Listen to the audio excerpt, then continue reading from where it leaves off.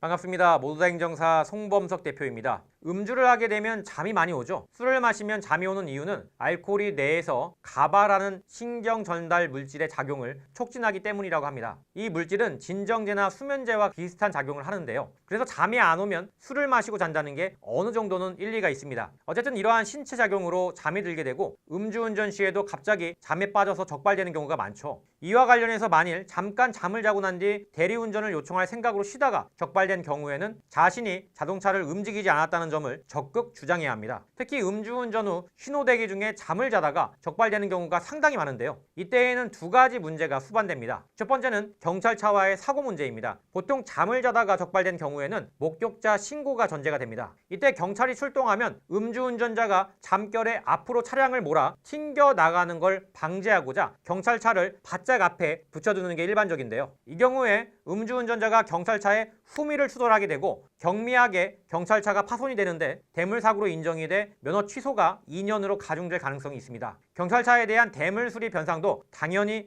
해주셔야 합니다. 두 번째로 위드마크 공식 계산입니다. 잠을 자고 있는 동안 혈중 알코올 농도는 계속 변동하는데요. 즉 운전 당시의 농도가 아니기 때문에 대법원과 수사기관의 일반 원칙에 따라 위드마크 공식으로 농도를 감산 또는 가산하게 됩니다. 이런 두 가지 복잡한 부분이 있기 때문에 수면 중에 적발이 된 경우에는 생각해볼 문제가 여러 가지로 늘어나죠. 한편 좀 뻔뻔한 사람들은 내가 운전한 게 아니에요. 대리운전 기사가 여기까지 데려다주고 도망갔는데요? 라고 주장하는 경우가 있는데 CCTV가 없더라도 대리운전 기사의 인적 사항을 경찰에 넘겨주지 않는 이상 당연히 인정이 안 되는 주장입니다. 무죄 추정의 원칙이라고 해도 어디까지나 일반 원칙일 뿐이고요. 가령 구토를 한 자리에 쓰러져 잠을 자고 있고 몸에는 토사물이 잔뜩 묻어있는 사람이 옆에 지나가는 사람이 토하고 갔습니다 라고 주장을 할 거면 그 토하고 간 사람을 찾아내야죠. 그게 아니면 토한 사람이라는 강한 의심을 받게 될 수밖에 없고 증명력 있는 반대 증거를 제출하지 못하는 이상 결국 본인이 토한 게 됩니다. 이런 케이스에서 자신이 음주운전을 하지 않았다면 그에 대한 무죄 증거를 제시해야 합니다. 수사기관이 적극 입증해야 되는 게 아니죠. 증명이라는 건 공평한 양팔 저울과 같아서 앞과 같은 상황이라면 법관은 당연히 수사기관의 편을 들어줄 것이기 때문이죠.